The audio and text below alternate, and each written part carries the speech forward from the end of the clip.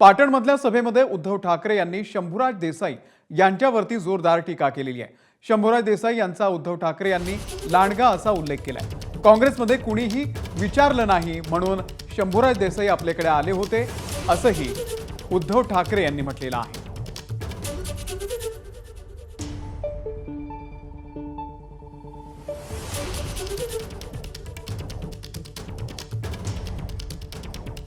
बाळासाहेब देसाई आणि आपले शिवसेना प्रमुख यांचे ऋणानुबंध तेव्हा होते म्हणून घेतलं, पण आपल्याला काय माहिती हा असा लुटमार करणारा करंट असेल।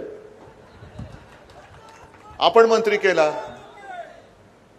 मंत्री केला मग मिंद्यानी परवा सांगितलं की जी गद्दारी झाली त्या गद्दारीमध्ये हाच लांडगा पुढे होता।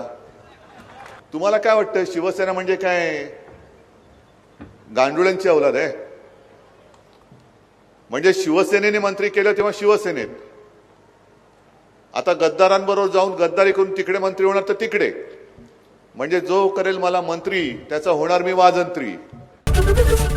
एबीपी माझा, उघडा डोळे बघा नीट।